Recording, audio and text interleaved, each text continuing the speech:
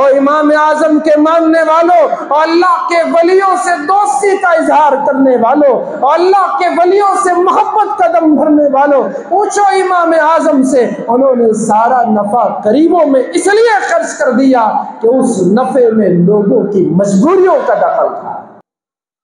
آدمی گمان کرتا ہے ویسے ہی جیسے خود ہوتا ہے۔ آدمی جس طرح سے اپنے آپ میں اس کے جو خیالات ہوتے ہیں، جو احساسات ہوتے ہیں، سامنے والے کے بارے میں بھی ایسا ہی سوچتا ہے۔ اگر کوئی چور ہے سامنے والے کو چور سمجھتا ہے، ڈاکو ہے سامنے والے کو ڈاکو سمجھتا ہے، کسی کے دل میں حسد اور جلن ہے سامنے والے کو بھی سمجھتا ہے کہ یہ میرا حاسد مجھ سے جلنے والا ہے۔ اور اللہ کے بندو، دل کو پاک رکھو گے تو سامنے والے کی بدگمانی سے بچ جاؤ گے۔ أما بعد فقد قال الله تبارك وتعالى في القرآن المجيد والفرقان الحميد: أعوذ بالله من الشيطان الرجيم، بسم الله الرحمن الرحيم. يا أيها الذين آمنوا اتقوا الله حق تقاته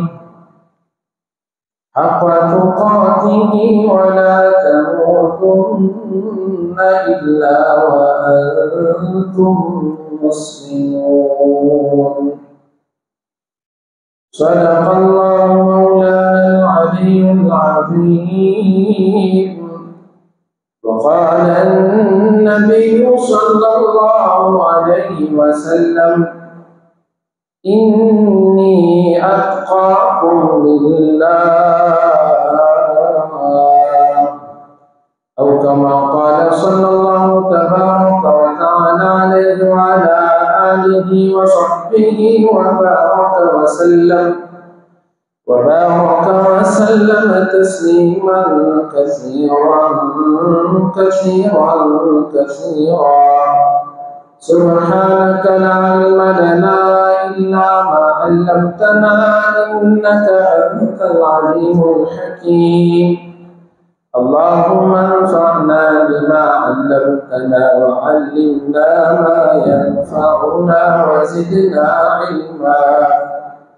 رب اشرح لي صدري ويسر لي أمري واحلل عقدة من لساني يفقهوا قولي. بزرگان محترم، نوجوانان مکرم، عزیز دوستوں، پچھلے 2 جمعوں سے آپ حضرات نے اولیاء کرام کی شان اور ان کی شان کا جو راز ہے تقویٰ اور پرہیزگاری، اس سے متعلق اہم باتیں آپ نے سماعت فرمائی ہیں۔ میں تو یہ چاہ رہا تھا کہ اس عنوان کو ختم کر دوں اور دوسرے عنوان کو شروع کروں، لیکن تقویٰ اور پرہیزگاری سے متعلق بڑے بڑے متقیوں نے، اولیاء کرام نے جو اپنی قیمتی باتیں ارشاد فرمائی ہیں،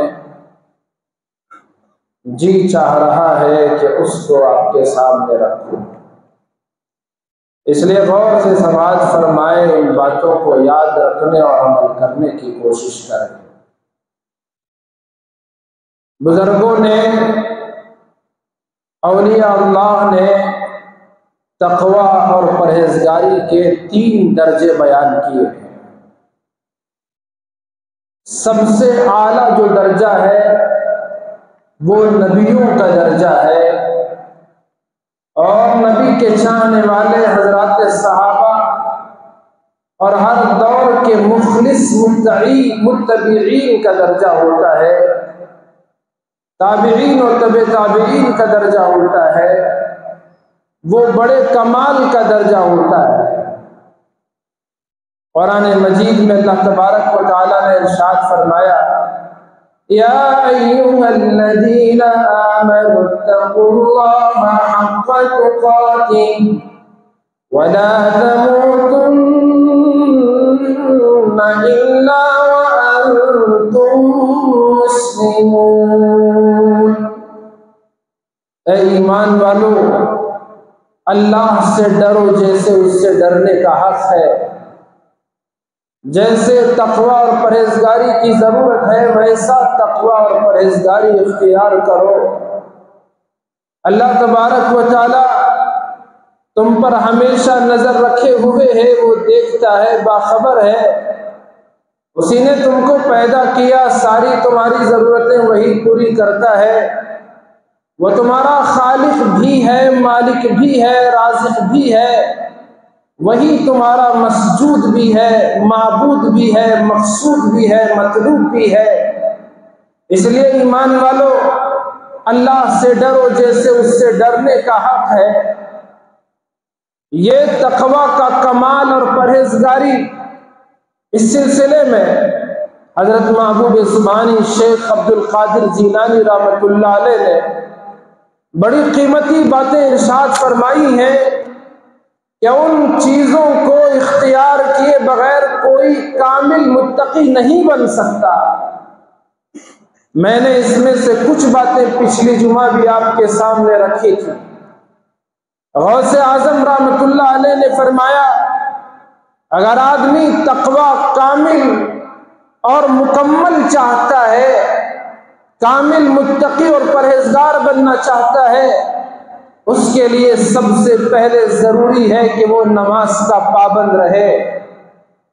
नमाज, हाफिजु अला सलावात, नमाजों का एहतमाम करो, नमाजों की मुहाफजत करो। वस्सलातिल वुस्ता, दरमियानी नमाज यानी नमाज असर की भी। वक़ूमू लिल्लाहि क़ानितीन, अल्लाह के सामने पूरे खुशू और खुजू के साथ खड़े रहो, यानी नमाज भी पढ़ो, नमाज में खुशू और खुजू को भी इख्तियार करो। आज हमारी नमाजों का हाल हम खुद जानते हैं। हम नमाज में खड़े होकर भी नमाज में नहीं होते, इधर उधर हमारा जहन मसरूफ होता है। और नमाज भी ऐसी, कब फारिग हो और कब मस्जिद के बाहर निकल जाए, ये इंतजार मुसल्लियों को रहता है। इमाम ने गर थोड़ी लंबी क़िरात कर दी, मुसल्लियों को बड़ा एतराज होता है कि इमाम साहब ने तो आज बहुत लंबी नमाज पढ़ा दी है। लंबी लंबी टिकटों की कतारों में खड़े होते हुए उसे ताखीर नहीं महसूस होती।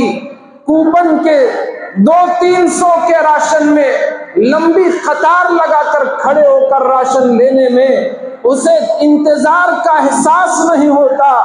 रब के सामने 2-3 मिनट का खड़े हो जाए, उसे उसके पैरों में दर्द उठने लगता है और उसे परेशानी का एहसास होता है। और नमाज भी ऐसी, अल्लाह के नबी अलैहिस्सलातु वस्सलाम ने इरशाद फरमाया, चोरों चोरी में बदतरीन चोरी ये है कि आदमी नमाज में चोरी करे। साहबा ने पूछा, या रसूल अल्लाह, भला आदमी नमाज में कैसे चोरी कर सकता है? आपने इरशाद फरमाया समझाने के लिए कि रुकू और सजदा अच्छी तरह अदा न करे।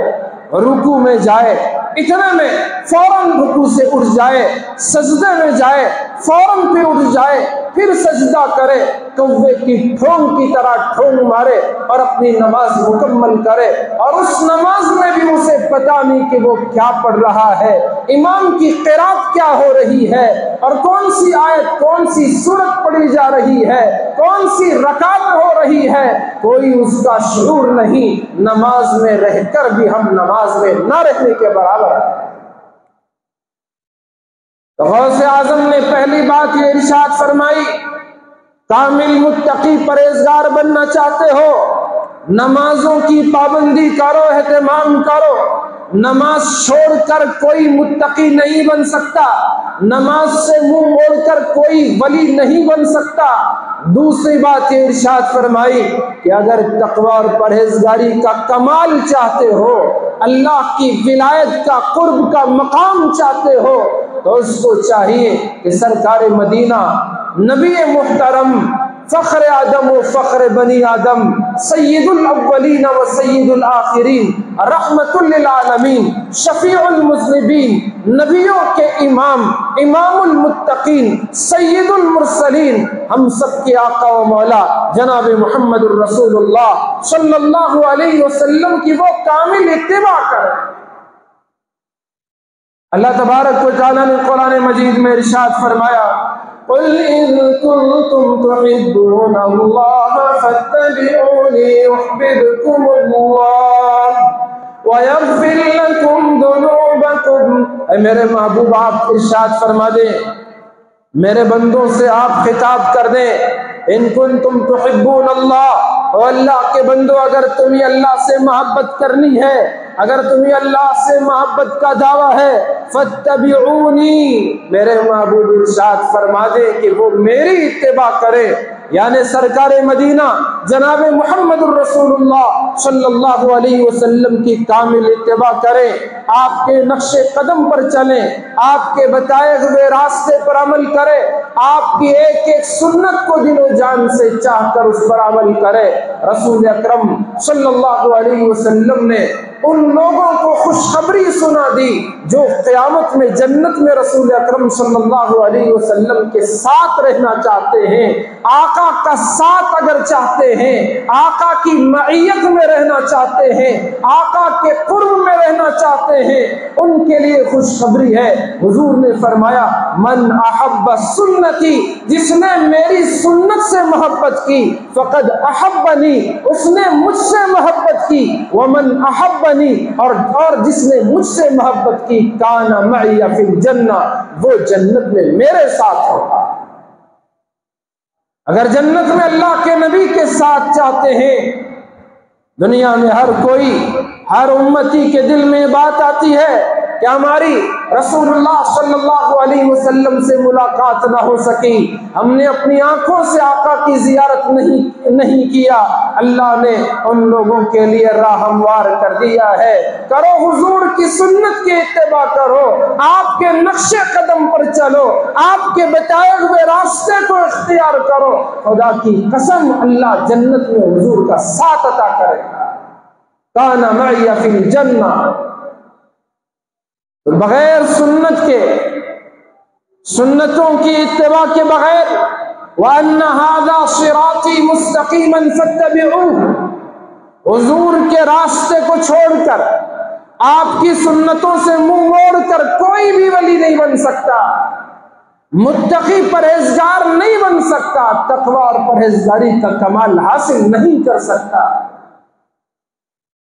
تیسری بات ارشاد فرمائی، آدمی اگر متقی بننا چاہتا ہے، تقوی کے اونچے مرتبے اور درجے پر پہنچنا چاہتا ہے، تو اس کو چاہیے کہ وہ حب جاہ کو چھوڑ دے، عہدہ حاصل کرنا، بلند مرتبہ حاصل کرنا، کہ مجھے اونچا مقام ملے، میرا نام اونچا ہو، عالی ہو، بڑا ہو، میری شان و شوکت ہو، بڑا عہدہ مجھے ملے، یہ بھاگ دوڑ انسان چھوڑ دے، اسی کو آخرت میں جگہ اور ٹھکانہ ہے۔ جو آدمی دنیا میں بڑا مقام حاصل کرنے کے پیچھے پڑ جائے، اس کی دنیا، اس کا دن رات، اس کا اٹھنا بیٹھنا مرتبے کے حصول کے لیے ہو، عہدہ پانے کے لیے ہو، مقام بلند حاصل کرنا اس کا اصلی مقصد بن جائے، تو پھر کیا ہوگا؟ قرآن مجید میں اللہ تبارک و تعالیٰ نے جو آخرت کا مقام اور اس کے بارے میں بیان فرمایا، اللہ نے ارشاد فرمایا، تِلْكَ الدَّارُ الْآخِرَةُ، وہ آخرت کا گھر، وہ اخروی ٹھکانہ، وہ بعد والا مقام، للذین، ان لوگوں کے لیے ہے، لا یریدون علوا فی الارض، جو زمین میں بلند مقام نہیں چاہتے، ولا فسادا، اور زمین میں بگاڑ اور فساد بھی نہیں چاہتے، ان کے لیے آخرت کا ٹھکانہ ہوتا ہے۔ حضرت محبوب سبحانی نے فرمایا، اگر آخرت میں بلند مقام حاصل کرنا چاہتے ہو، تقوی پرہیزگاری میں کامل بننا چاہتے ہو، تو یہ جو جاہ اور منصب ہے، عہدہ اور مرتبہ ہے، اس کی فکر چھوڑ دو۔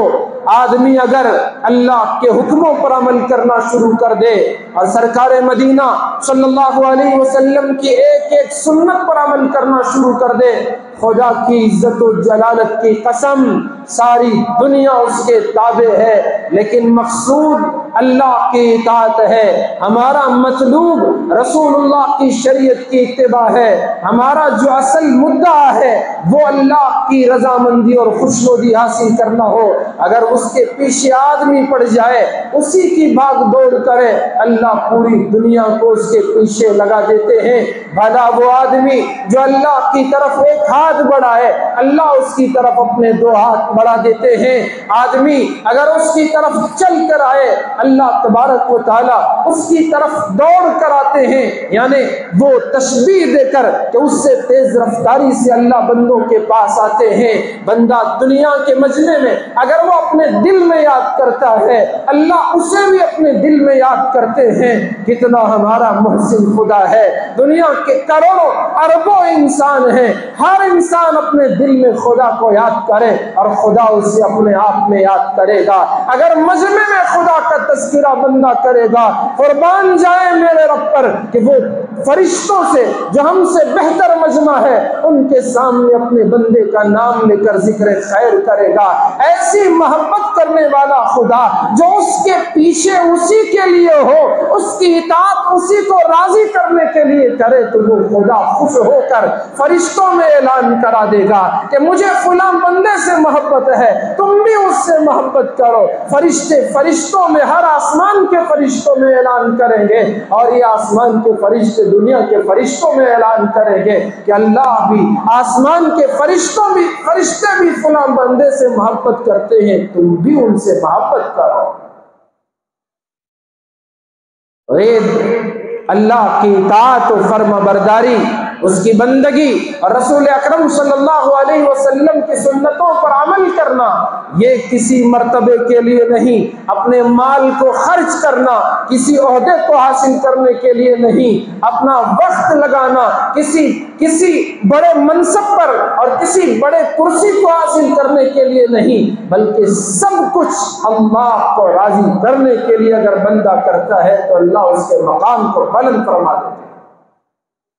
چوتھی بات حضرت محبوب سبحانی رحمت اللہ علیہ نے بتائی کہ جو آدمی کامل متقی بننا چاہتا ہے، اس کو چاہیے کہ اپنے مال کو بے جا خرچ نہ کرے، جہاں ضرورت ہو وہاں ہاتھ نہ روکے، اور جہاں ضرورت نہیں وہاں ضرورت سے زیادہ خرچ نہ کرے۔ اللہ تبارک و تعالیٰ بے جا خرچ کرنے والوں کو پسند نہیں فرماتے، ان اللہ لا يحب المسرفین، اور جو بے جا خرچ کرتا ہے اسے قرآن نے کہا کہ وہ شیطان کے بھائی ہیں، ان المبذرین کانوا اخوان الشیاطین۔ یہ بے جا خرچ کرنے والے، یہ تبذیر کرنے والے، اپنے مال کو بے دریغ پانی کی طرح بہا دینے والے، اللہ نے فرمایا کہ وہ شیطان کے بھائی ہیں، وہ شیطانی ایجنٹ ہیں۔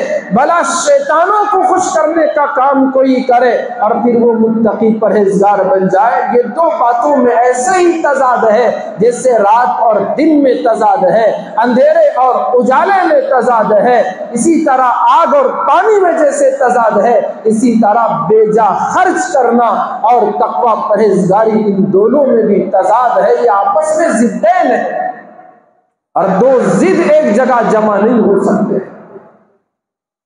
ضدان لا یجتمعان، دو ضد کبھی ایک جگہ نہیں ہو سکتے۔ پانی اور آگ کا جمع ہونا، دن رات کا ایک ساتھ ہو جانا، اجالے اور اندھیرے کا ایک ساتھ ہو جانا جیسے ناممکنوں میں سے ہے، اسی طرح شیطان کو خوش کرنا بھی ہو اور ساتھ ہی تقوی پرہیزگاری کی بات ہو، یہ ہو نہیں سکتا۔ ان المبذرین کانوا اخوان الشیاطین، اور اس کے بعد ارشاد فرمایا، پانچویں بات بتائی، جو آدمی متقی بننا چاہے، پرہیزگار بننا چاہے، اس کو چاہیے کہ وہ اپنے نظروں کی حفاظت کرے۔ آدمی اس کی نظر میں خطا ہے، اس کی آنکھ اٹھے تو بے حیائی کی طرف اٹھے، پھر وہ تقوی اور پرہیزگاری کے زینے پر چڑھ نہیں سکتا۔ وہ تقوی کا کمال، پرہیزگاری کا کمال اسے نہیں مل سکتا۔ رسول اکرم صلی اللہ علیہ وسلم نے ارشاد فرمایا، حدیث قدسی ہے، النظرۃ، یہ نظر، یہ بد نظری، سہم من سہام ابلیس، یہ شیطان کی تیروں میں سے ایک تیر ہوا کرتی ہے۔ اور دوسرے حدیث کے الفاظ کیا، النظر سہم مسموم من سہام ابلیس، نظر ابلیس کے زہر آلود تیروں میں سے ایک زہر آلود تیر ہے۔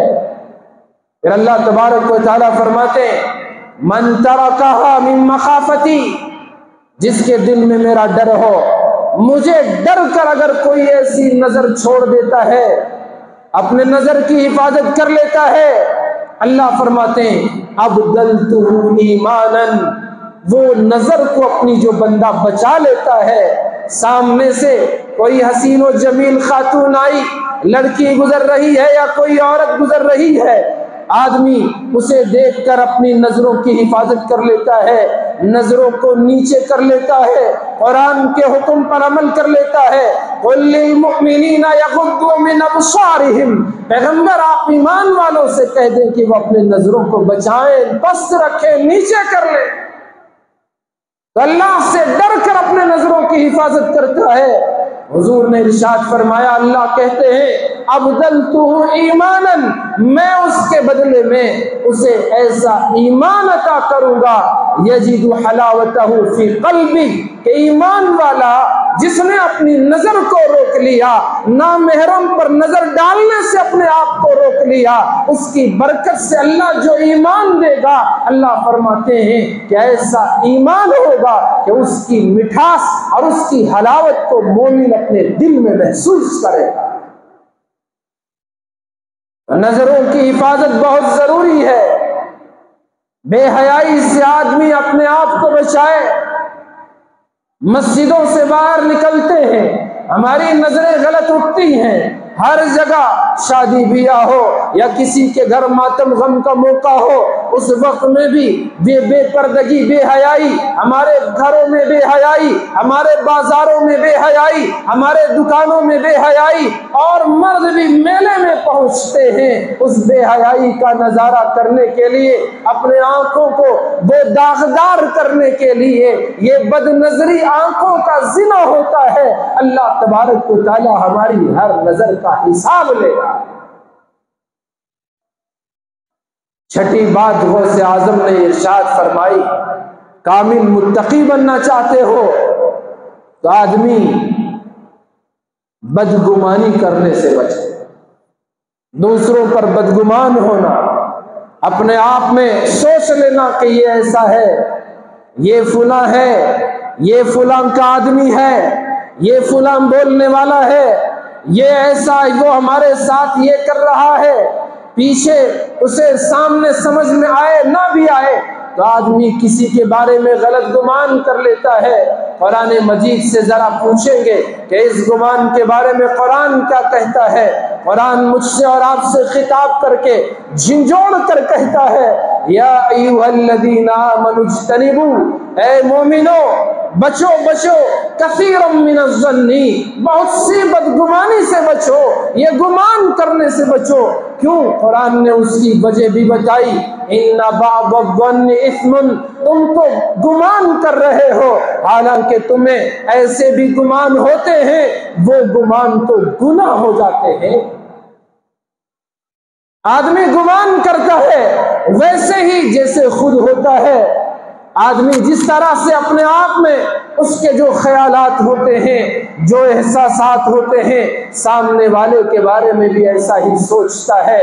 اگر کوئی چور ہے سامنے والے کو چور سمجھتا ہے، ڈاکو ہے سامنے والے کو ڈاکو سمجھتا ہے، کسی کے دل میں حسد اور جلن ہے سامنے والے کو بھی سمجھتا ہے کہ یہ میرا حاسد مجھ سے جلنے والا ہے۔ اور اللہ کے بندو، دل کو پاک رکھو گے تو سامنے والے کی بدگمانی سے بچ جاؤ گے۔ اللہ کے نبی علیہ السلام نے ارشاد فرمایا ایاک والظن، آپ نے فرمایا بچو، بدگمانی سے بچو، بدگمانی سے بچو۔ آپ نے ارشاد فرمایا کیونکہ یہ بدگمانی جو ہوتی ہے اکذب الحدیث، وہ سب سے زیادہ جھوٹی بات ہوتی ہے، اس لیے بدگمانی کرنے سے بچو۔ جیسے مشہور مقولہ ہے ظنوا بالمؤمنین خیرا، ایمان والوں کے ساتھ اچھا گمان کرو، اچھا ان کے بارے میں سوچو۔ ہمارے استاد نے ایک واقعہ بتایا کہ رات کا وقت تھا، وضو خانے پر دو لوگوں کی ملاقات ہوئی، تہجد کا وقت تھا، فجر سے پہلے کا سب سوئے ہوئے ہیں۔ ایک نے سوچا یہ تو مجھ سے بھی بڑا چور نکلا، دوسرے نے سوچا میں یہ سمجھ رہا تھا کہ رات کی تنہائی ہے، سب سوئے ہوئے ہیں اور اللہ کو منانے کا وقت ہے، میں تہجد کے لیے نکلا ہوں، اپنے لیے بھی ان سونے والوں کے لیے بھی دعا کروں، لیکن مجھ سے بھی زیادہ کتنا یہ اللہ کا نیک بندہ ہے، یہ تو مجھ سے پہلے وضو خانے پر تہجد پڑھنے کے لیے آ گیا، اللہ کے سامنے رونے کے لیے آ گیا۔ تہجد گزار نے چور کو تہجد گزار سمجھا، کیونکہ اس کے دل میں وہ بات تھی، اندر جو ہوتا ہے وہی دل کو بھی معطر کرتا ہے، دماغ کو بھی معطر کرتا ہے، سوچ پر وہی اس کا اثر ہوتا ہے، اس کے خیالات پر اس کا اثر ہوتا ہے، اس کی زبان پر اس کا اثر ہوتا ہے۔ لیکن جس نے چوری کے ارادے سے یہ سوچ کر کے رات کی تنہائی ہے، سب سوئے ہوئے ہیں، اب بڑا اچھا موقع ہے چوری کرنے کا، ڈاکہ ڈالنے کا، چرانے کا، اس سے اچھا موقع نہیں ہے، وہ سوچ کر چوری کے ارادے سے آیا۔ اب اس کے دل میں یہی بات ہے میں اگر چور تو مجھ سے بڑا مہا چور تو مجھ سے پہلے آ چکا ہے۔ تو اس لیے لوگوں کے بارے میں بدگمانی نہ کرو، ظنوا بالمؤمنین خیرا، ایمان والوں کے ساتھ اچھا گمان کرو، بھلا گمان کرو، خیر کا گمان رکھو کہ ان کا اچھا ارادہ ہوگا، ان کی نیت صاف ہوگی، کیونکہ دل کا حال تو خدا کے سوا کوئی نہیں جانتا۔ آپ کون ہوتے ہیں، میں کون ہوتا ہوں آپ کے بارے میں غلط سوچنے کے لیے؟ آپ کون ہوتے ہیں کسی کے بارے میں غلط سوچنے کے لیے؟ دلوں کا بھید تو خدا جانتا ہے۔ اس لیے محبوب سبحانی نے فرمایا اگر کامل تقوی اور پرہیزگاری چاہتے ہو تو بدگمانی سے اپنے آپ کو ہمیشہ بچا کر رکھو۔ اور اس کے بعد میں یہ بات ارشاد فرمائی کہ آدمی اگر متقی پرہیزگار بننا چاہتا ہے تو اس اپنی زبان کو سچ کے لیے استعمال کرے۔ وَإِذَا قُلْتُمْ فَعْدِلُوا، حق بات کے لیے اپنی زبان کا استعمال کرو، جو سچ ہے اس کا اظہار کرو۔ سچ کو چھپانا بہت بڑا جرم ہے، سب سے بڑا جرم ہے کہ آدمی حق بات کو چھپائے، سچی بات کو روک کر غلط بات بولے، یا سچ بولنے کے، حق بولنے کے موقع پر زبان کو گونگا کر دے، خاموشی اختیار کر لے، تو ایسی صورت میں وہ تو بزدل ہے، وہ تو بڑا مجرم ہے، اللہ کے سامنے وہ بڑا مجرم ہے۔ اس لیے آدمی ہمیشہ حق بولنے کے لیے اپنے آپ کو سامنے رکھے۔ وَإِذَا قُلْتُمْ فَعْدِلُوا، انصاف کی بات کرے، حق کی بات کرے، سچائی کی بات کرے۔ اللہ نے دنیا میں موقع دیا ہے، آدمی سچ بولے تو بھی دنیا کا کام ہو سکتا ہے، اس کے لیے مشکل میں پڑ جائے، لیکن رسول اللہ نے ارشاد فرمایا سچائی تمہیں نجات دیتی ہے، اور اگر تم جھوٹ کے راستے پر چلو گے تو تمہارا یہ جھوٹ کبھی وہ چھپ نہیں سکتا، کبھی نہ کبھی تو جھوٹ پر سے پردے اٹھیں گے، اور اس لیے وہ جھوٹ تمہارے لیے وبال جان بن جائے گا، تمہاری ہلاکت و بربادی اور تباہی کا سبب بن جائے گا۔ اور غوث اعظم نے یہ بھی ارشاد فرمایا کہ آدمی اگر متقی و پرہیزگار بننا چاہتا ہے تو اس کو چاہیے کہ وہ اپنی زبان کو غیبت سے بچا کر رکھے۔ غیبت، جس نے سامنے والے کی برائی کسی اور کے سامنے بیان کی، پیٹھ پیچھے اس کے، اگر اس کے اندر وہ عیب ہے بھی، اس کے باوجود اس عیب کو دوسروں کے سامنے بیان کرنا، یہی غیبت ہے۔ لوگ غیبت کو سمجھتے ہیں، اور عورتیں تو اس میں بہت زیادہ، ایک دوسرے کی غیبت، ایک دوسرے کے پیٹھ پیچھے ایک دوسرے کی برائی، حد سے زیادہ اس میں مرد بھی خواتین بھی، اچھوں کی محفل بھی بروں کی محفل بھی، ذمہ داروں کی، علماء کی، صلحاء کی، یہ ساری محفلیں غیبتوں میں گزرتی ہیں۔ آدمی غیبت سے اگر اپنے آپ کو بچا کر رہتا ہے تو ولی کامل بن جائے گا۔ قرآن مجید میں اللہ پاک نے فرمایا یا ایھا الذین آمنوا اجتنبوا کثیرا من الظن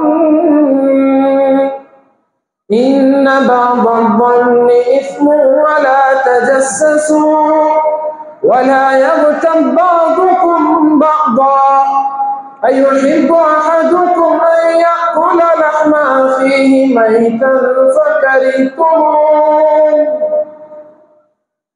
قرآن نے ہم سے خطاب کیا، اللہ ہم سے پوچھتے ہیں کیا تم میں سے کوئی یہ پسند کرتا ہے کہ اپنے مردار بھائی کا گوشت کھائے؟ ایحب احدکم ان یأکل لحم اخیہ میتا فکرہتموہ، یقیناً تم سب اسے کراہت کرو گے، ناپسند کرو گے۔ ڈرو، اللہ سے ڈرو، یہ تمہاری نیکیوں کو برباد کر دینے والی چیز ہے۔ آدمی نے اگر، جس کی ہم برائی کرتے ہیں، اگر وہ برا کام کرنے والا اس نے توبہ کر لیا، اس کے باوجود ہم نے اس کی پیٹھ پیچھے اس کی برائی بیان کی، تو اس وقت تک برائی کرنے والا نہیں مرے گا جب تک کہ وہ جس کی برائی بیان کر رہا ہے وہ برائی اس کے اندر پیدا نہ ہو جائے۔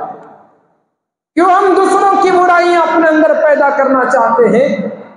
دوسروں کے عیوب کیوں اپنے اندر اسے جنم دینا چاہتے ہیں؟ دوسروں کے گناہ وہ کیوں اپنے اوپر ڈال لینا چاہتے ہیں؟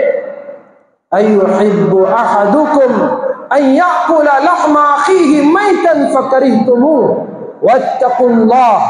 اگر اللہ تبارک و تعالیٰ نے وہ تمہاری توبہ قبول کرنا ہے، وہ تو رحمت والا بھی ہے، توبہ قبول کرنے والا بھی ہے۔ اللہ سے ڈرو اور ان گناہوں سے اپنے آپ کو بچا کر رکھو۔ اور ایک بات امام اعظم نے یہ بھی بیان فرمائی کہ اگر آدمی متقی بننا چاہتا ہے، پرہیزگار بننا چاہتا ہے، تو غوث اعظم نے فرمایا کہ اس کو چاہیے کہ وہ دوسروں کا مذاق نہ اڑائے، دوسروں کا ٹھٹا نہ کرے، نہ محفل میں مذاق اڑائے، نہ تنہائی میں مذاق اڑائے۔ ہم تو مذاق اڑانے میں بڑے کمال کے آدمی ہیں، ہم صرف اپنی نظروں سے ہی لوگوں کو حقیر کر دیتے ہیں۔ آدمی دوسرے کو حقیر سمجھتا ہے تبھی تو اس کا مذاق اڑاتا ہے۔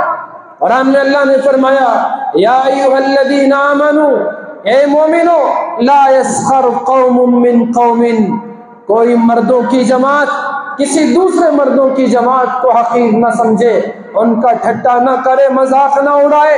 عسیٰ ان یکونوا خیرا منہم، عین ممکن ہے کہ ان سے جو مذاق اڑا رہے ہیں وہ ان سے مذاق اڑائے جانے والے بہتر ہوں۔ عورتیں بھی عورتوں کا مذاق نہ اڑائے۔ حدیث پاک میں رسول اکرم صلی اللہ علیہ وسلم نے ارشاد فرمایا، حدیث پڑھتے ہوئے روح کام جاتی ہے، ایک عجیب قسم کی کیفیت طاری ہو جاتی ہے۔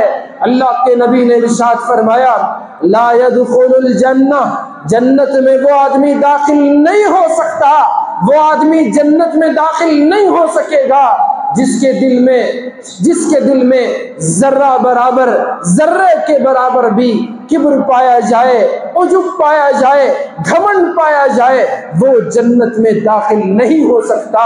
حضور نے ارشاد فرمایا بِحَسْبِ امْرِئٍ مِّنَ الشَّرِّ، آدمی کے خبیث ہونے کے لیے، آدمی کے شریر ہونے کے لیے یہ بات کافی ہے، آدمی کے شر کے لیے یہ بات کافی ہے کہ وہ اپنے دوسرے مسلمان بھائی کا مذاق اڑائے، اس کو حقیر سمجھے، یہی کافی ہے کہ اس کے اندر خباثت ہے اور شرارت موجود ہے۔ تو اس لیے کسی کا مذاق نہ اڑائے۔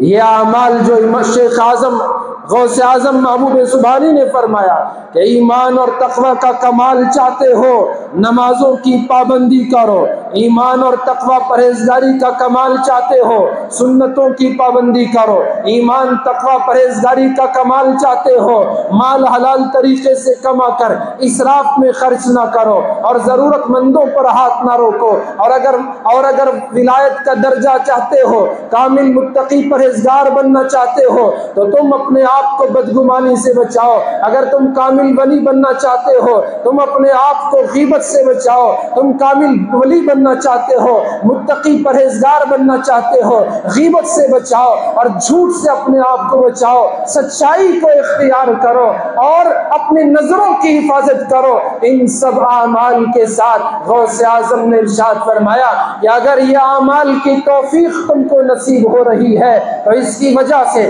بلند مرتبہ حاصل کرنے کی فکر نہ کرو، وہ بلند حب جا، بڑے عہدے کی محبت اور شوق یہ تو دنیا داروں کے لیے ہے، تلک الدار الاخرہ، آخرت کا گھر تو ان لوگوں کے لیے ہے جو یہ دنیا میں مقام کا، ان کو اونچے مقام کی کوئی ضرورت نہیں ہے، لا یریدون علوا فی الارض ولا فسادا، اور نہ ہی دنیا میں وہ فساد چاہتے ہیں۔ اور اس سب کے ساتھ غوث اعظم نے جو بڑی بات ارشاد فرمائی وہ یہ کہ آدمی اگر کامل متقی پرہیزگار بننا چاہتا ہے تو وہ اللہ کی طرف سے جو توفیق ملتی ہے، اعمال کے کرنے کی جو توفیق ملتی ہے، یہ خدا کا احسان جانے۔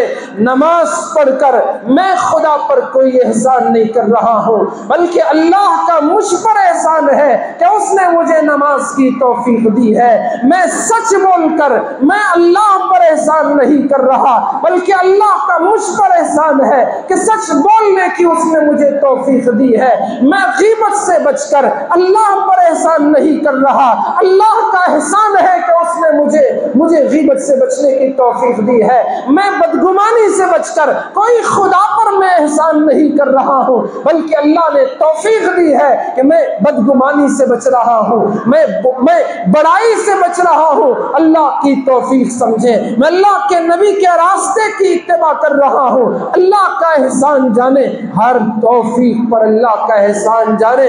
قرآن نے کہا، قرآن نے ہم کو بتا دیا لا تمنوا علی اسلامکم، اے میرے محبوب آپ ان ایمان والوں سے کہہ دیں کہ تمہارے اسلام کی وجہ سے تم مجھ پر احسان نہ جتاؤ، بل اللہ یمن علیکم ان ہداکم للاسلام، بلکہ اللہ کا تم پر احسان ہے کہ اس نے تمہیں اسلام کی توفیق دی ہے۔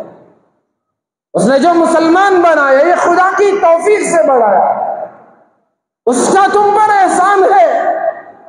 ہر عمل اللہ کا احسان ہے، خدا کی مرضی ہے، کیونکہ بندوں کے دل بین اصبعی الرحمن، اللہ کے رحمان کی دو انگلیوں کے درمیان میں ہوتے ہیں، وہ جس طرف چاہے اس کو بدل سکتا ہے، پلٹ سکتا ہے۔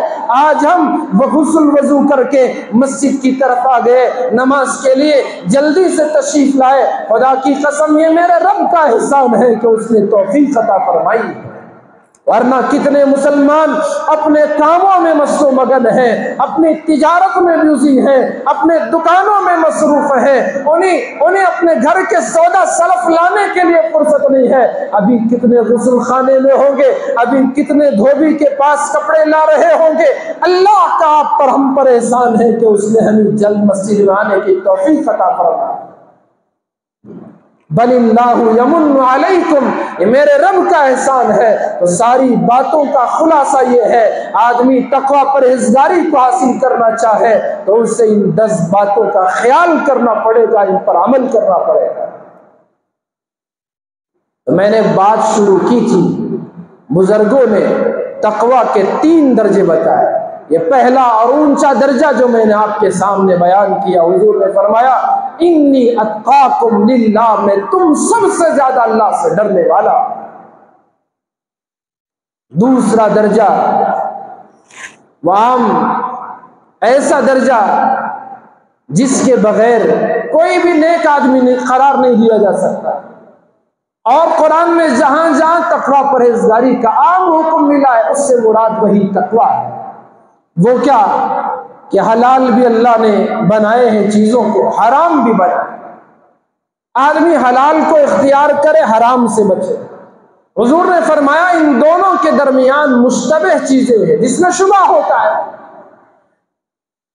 तो आदमी मुश्तबह चीजों से, शुबा की चीजों से भी अपने आप को बचाए। तो ये आम लोगों का, इसके बगैर तो तकवा परहेजगारी का तसव्वुर नहीं है। एक तरफ हलाल और एक तरफ हराम, बीच में शुबह की चीजें, इन शुबह की चीजों से भी अपने आप को बचाना होगा। हुजूर ने फरमाया इन्नल हलाल बय्यिनुन वल हराम बय्यिनुन, हलाल भी वाज़े है, कोई उसमें ढकी छुपी बात नहीं है, वाज़ेह तरीन है। और जो हराम है वो भी वाज़ेह खुली किताब है। उन दोनों के दरमियान बैनहुमा मुश्तबिहात, उन दोनों के दरमियान शुबह की चीजें हैं। आका ने फरमाया फमन इत्तक़श्शुबहात, जिसने इन शुबह की चीजों से अपने आप को बचा लिया वो इस्तबरा लिदीनिही व इर्दिही, उसने अपने दीन को बचा लिया, अपनी इज्जत को बचा लिया। वमन वक़ा फ़िश्शुबहात, और जो इन शुबह की चीजों में पड़ गया फ़क़द वक़ा फ़िल हराम, गोया कि वो हराम में अपने कदम को जमा दिया, रख दिया है। शुबह की चीजों से बचने वाला हराम की चीजों से बच सकता है। आदमी अगर आग का अलावा वो उबल रहा है, गर्मी और तपिश और धुआं मार रहा है, तो आदमी को उसके करीब जो पहुंचता है उसको भी तो गर्मी का एहसास होगा, और कभी पैर फिसले तो उसमें गिर जाएगा। तो इसलिए हमको चाहिए कि जो हराम है वो जहन्नम का गढ़ा है, जो हराम है वो जहन्नम की आग है, उसके करीब भी अगर कोई शुबह की चीज है तो उससे बचने की भी कोशिश की जाए। रसूल अकरम सल्लल्लाहु अलैहि वसल्लम रास्ते से गुजर रहे थे, रास्ते में एक खजूर पड़ा हुआ था। आपने इरशाद फरमाया अगर मुझे ये शुबा ना होता कि ये सदके का खजूर है तो मैं इसको जरूर खा लेता। इतना एहतियात है, यकीनी बात नहीं कि वो सदके का है या आम इसी तरह से पड़ा हुआ है। आपने उम्मत को समझाना चाहा कि मेरी उम्मत के लोगों, तुम्हारी कामयाबी शुबह की चीजों से बचने में है। इमाम आजम अबू हनीफा रहमतुल्लाह अलैह, हर कोई आपके नाम को जानता है, मुआफिक भी जानता है, मुखालिफ भी जानता है। इमाम आजम अबू हनीफा रहमतुल्लाह अलैह ने, वो तो बड़े कपड़े के ताजिर थे, उनका तकवा परहेजगारी बहुत मशहूर है, उसका बड़ा चर्चा भी है। बड़े जाहिद मुत्तकी और परहेजगार थे, अल्लाह वाले थे, मुस्तजाबुद दुआत थे। आपकी वालिदा माजिदा का इंतकाल हुआ तो उसके 3 दिन के बाद हजरत जब बाजार में कहीं किसी चीज के लिए जा रहे थे, आपका जो दुश्मन था, मुखालिफ था, उसने भरे बाजार में इमाम आजम से कहा कि मैंने सुना आपके वालिद साहब का इंतकाल हो चुका है, आपकी वालिदा बेवा बन चुकी हैं, तो इसलिए मैं चाहता हूं कि तुम्हारी माँ से मैं निकाह करूं। इमाम आजम ने अपने पूरे गुस्से को पी लिया। आप बताएं कौन है आप में से ऐसा जिससे अगर कोई ये सवाल करे तो वो उसका जवाब ना दे। हम होते उसको जहन्नम रसीद कर देते, हम होते वहीं उसको खत्म कर देते, निमट कर रख देते, खत्म कर देते। इमाम आजम ने अपने आप को संभाला, पूरी हिम्मत का मुजाहरा किया, सब्र का दामन थाम लिया, आखिर में सिर्फ एक जुमला कहा چلو ٹھیک ہے عدت گزر جانے دیں، میری ماں عاقلہ بالغہ ہے، اگر وہ چاہتی ہے اس کے سامنے میں تیری بات رکھوں گا۔ اتنا بول کر اپنے غصے کو پی کر صبر کے دامن کو تھام کر آگے بڑھے۔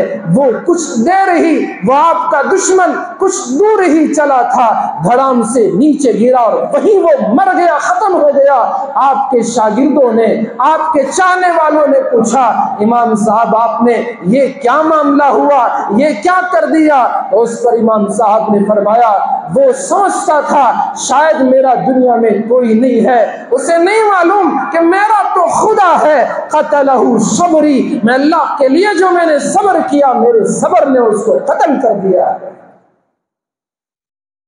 اس لیے اللہ والوں کو ایذا پہنچانے سے، ان کے شان میں گستاخی کرنے سے بچو، برا بھلا کہنے سے بچو۔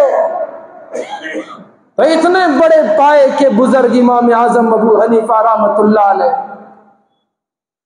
انہوں نے ایک کپڑا بنوایا، اس کو بیچنے کے لیے ایک تاجر کے حوالے کیا۔ بہت بڑے کاروباری تھے، لاکھوں کا ٹرن اوور تھا امام اعظم ابو حنیفہ رحمۃ اللہ علیہ کا۔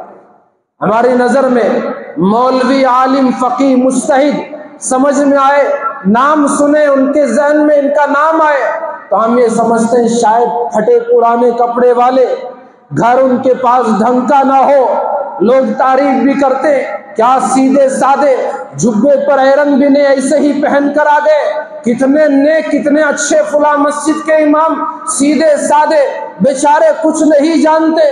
اور اللہ کے بندو قرآن تو پڑھو، قرآن کہے گا وَأَمَّا بِنِعْمَةِ رَبِّكَ فَحَدِّثْ، اگر تمہارے رب نے تمہیں انعام نعمتوں سے نوازا تو اسے ظاہر تو کرو۔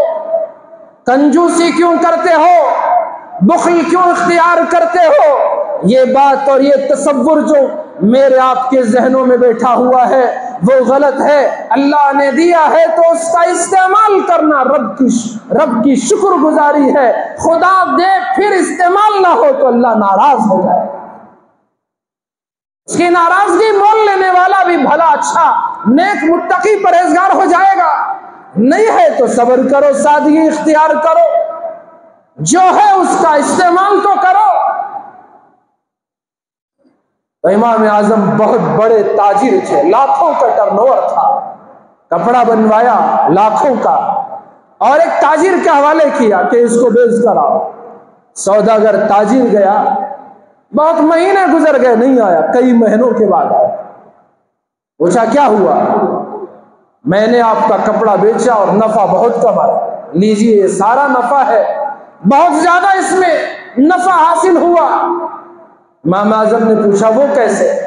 اس نے بتایا کہ جب آپ نے مجھے کپڑا بنوا کر دیا تب تو اس کا وہ ریٹ نہیں تھا، میں نے کپڑے کو اسٹور کر دیا، انتظار کیا کب لوگوں میں ضرورت پیش آئے گی، کب دوسرے تاجروں کا کپڑا ختم ہو جائے گا، میں نے اسے اسٹاک کر دیا۔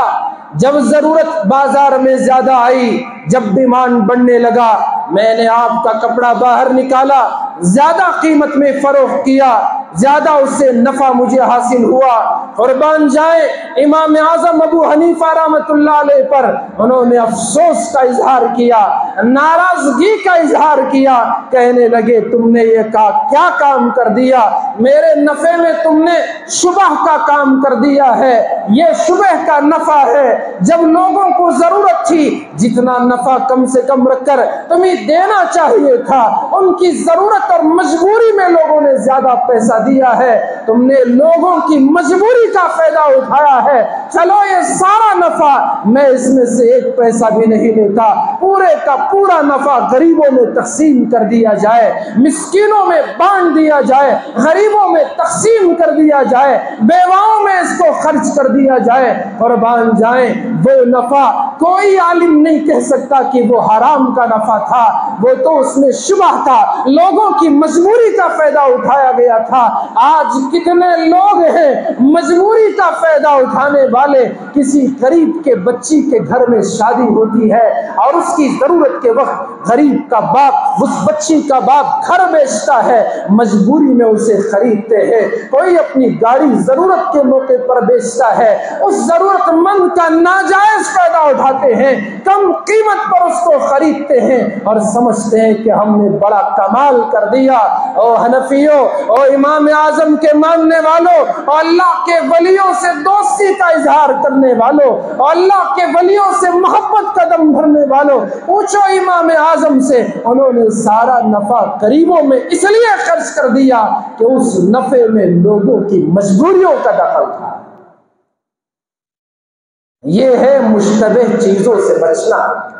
قرآن حدیث میں جہاں بھی تقوی اختیار کرنے کا حکم دیا گیا اس سے یہی مراد ہے کہ آدمی تو حرام سے بچے ہی، ساتھ ہی ساتھ شبہ کی چیزوں سے بھی بچے۔ یہ دوسرا درجہ ہے۔ پہلا درجہ نبیوں کا میں نے بتایا، دوسرا درجہ حلال و حرام کے شبہ کی چیزوں سے بچنے کا، یہ تقوی پرہیزگاری کا دوسرا درجہ ہے۔ اس سے نیچے، سب سے نیچے والا تیسرا درجہ وہ یہ ہے کہ آدمی شرک سے، بت پرستی سے، کفر سے اپنے آپ کو بچائے۔ ان اللہ لا یغفر ان یشرک بہ ویغفر ما دون ذلک لمن یشاء ان الشرک لظلم عظیم۔ اللہ نے جگہ جگہ شرک کی مذمت بیان کی۔ قرآن میں آپ کو ہر پارے میں، ہر صورت کے کسی نہ کسی بات کے ضمن میں آپ کو شرک کی مذمت مل جائے گی، شرک کی برائی ملے گی۔ شرک بہت بڑا گناہ ہے۔ اللہ نے فرمایا کہ شرک کے علاوہ جو بھی بندہ گناہ کرے گا، اللہ کی رحمت کو جوش آتی ہے تو اللہ چاہے گا تو معاف کر دے گا، لیکن شرک ایسا گناہ ہے اس گناہ کو اللہ کبھی معاف نہیں کرے گا۔ اسلام نام ہی شرک اور بت پرستی کو ختم کرنے کا ہے، ایمان نام ہی یہ ہے۔ پھر تو مکے میں اللہ کے رسول اور آپ کے ساتھیوں سے مکے کے جاہلوں کی دشمنی کیوں ہوئی؟ یہی ایمان اور شرک کی لڑائی ہی تو تھی۔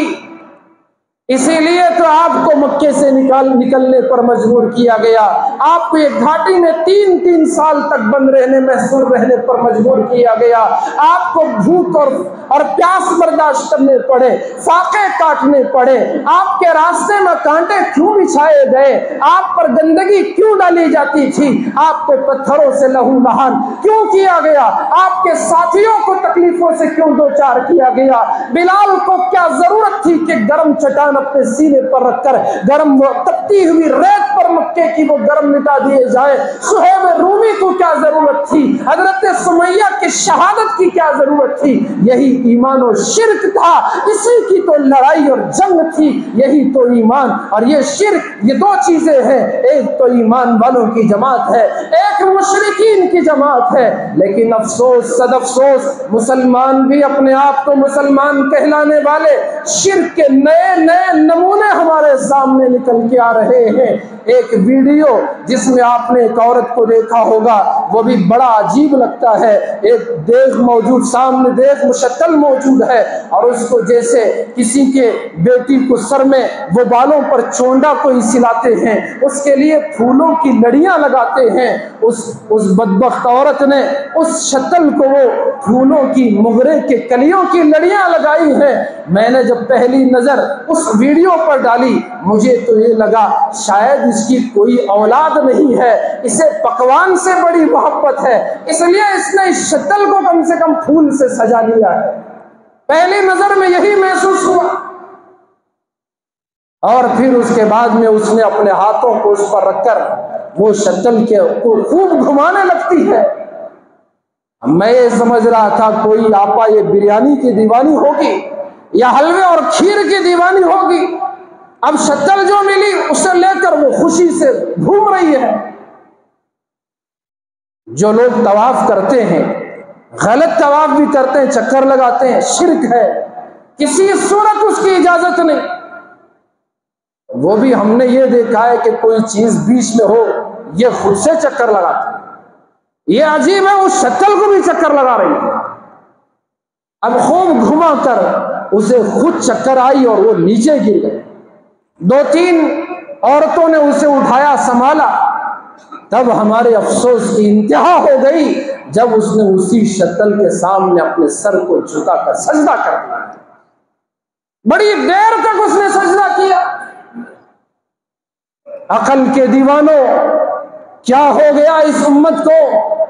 آخر اس نے دین کیا سمجھا؟ اور اس میں کسی بھی مسلک کا اختلاف نہیں ہے۔ آپ سمجھتے ہو کہ یہ مسلک الگ، وہ مسلک الگ۔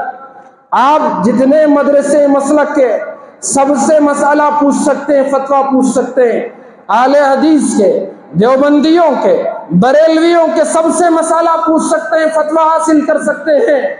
سجدے دو قسم کے، ایک عبادت کا سجدہ اللہ کے علاوہ کسی کے لیے جائز نہیں ہے، اور دوسرا سجدہ تعظیم کا، عظمت کا۔ پچھلی امتوں میں سجدہ تعظیم کیا جاتا تھا، جیسے فرشتوں نے حضرت آدم کا سجدہ، یہ عبادت کا سجدہ نہیں تھا، یہ تعظیم کا سجدہ تھا، اس کی تو اجازت وہاں تھی، لیکن اب تو کسی قسم کے سجدے تعظیم کی اجازت بھی نہیں۔ میرے آقا نے ارشاد فرمایا اگر غیر اللہ کے لیے سجدہ تعظیم بھی جائز ہوتا، میں عورتوں کو حکم دیتا کہ وہ اپنے شوہروں کے سامنے سجدہ کرے۔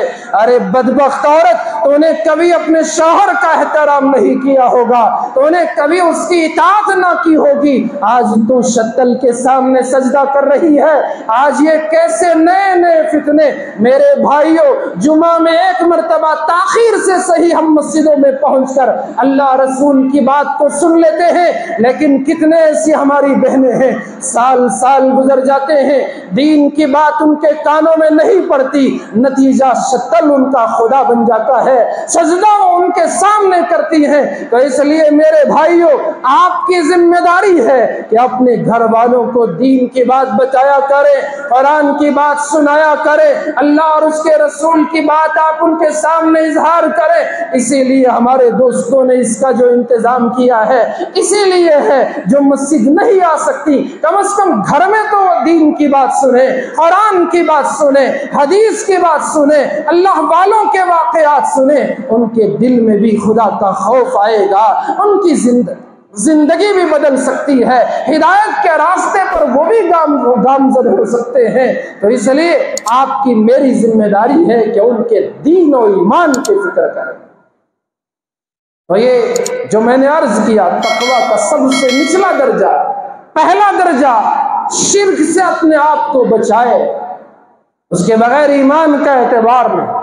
اگر یہ جو کچھ ہو رہا ہے، اگر اس کے ساتھ بھی کہے کہ وہ مسلمان ہے، مومن ہے، ہمارا دل تو اس بات کو گوارا نہیں کر سکتا۔